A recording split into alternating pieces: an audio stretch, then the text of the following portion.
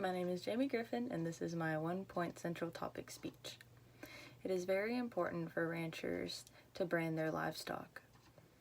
A brand is unique to every ranch and/or owner and shows ownership of livestock. Branding is a days-old, time-honored tradition of the West and is very important in a ranching tradition.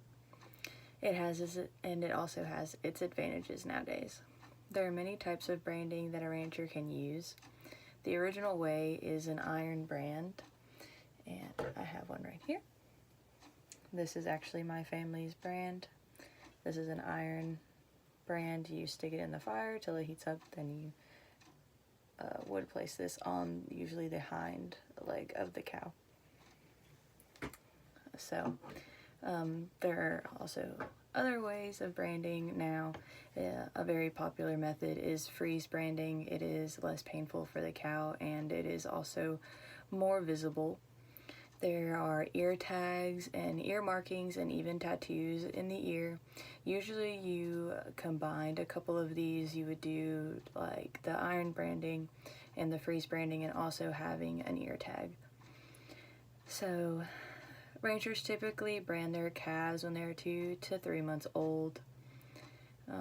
And then usually when they buy a cow, they have just papers or they can replace an ear tag so that they can show new ownership. Ranch hands are trained to ensure that the calf and the cattle, when you replace an ear tag, are have as little discomfort as possible. Branding livestock, especially cattle, lessens the chance an animal would get stolen. It, as I said before, shows ownership. It is a permanent identification of the cattle and of your ownership of the cattle. And if your animal was to wander off, it could easily be traced because of the brand, because they are unique to every company and every ranch. Law enforcement often urges a rancher to brand their cattle because this creates less of a hassle for the officers when they are tracking down stolen cattle. So some form of branding is required in most states. Some examples of states that require branding for sure, for certain, are states as Arizona, New Mexico, and Utah.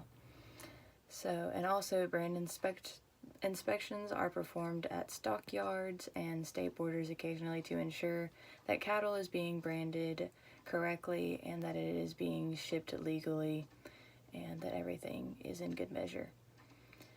I live on a ranch and most of my neighbors have small ranches and cattle themselves, and occasionally a fence will fall down or cattle jump fences, and if that happens, if they are branded, my cattle are branded. If my neighbor sees that they are over, they can easily see that they're mine because of the brand, and they will bring it over to me. And the same goes for my neighbors if they have their cattle branded. If they jump fence or whatever they do, I will return them back to their owner because of the brand, because I know that they don't belong to me. So a Reuters article states that in the state of Texas, 3,500 to 4,000 head of cattle are stolen per year. In Oklahoma, 2,500 to 3,000 head of cattle are stolen per year. In Montana, over the span of 3 years, 7,300 cattle are stolen per year. But in Colorado, where the branding laws are the strictest, only 25 to 70 head of cattle are stolen a year. This shows that states that enforce branding and even have laws about it have less cattle theft per year. Just enforcing that cattle branding is necessary. Cattle rustlers are still an issue in highly agrarian states.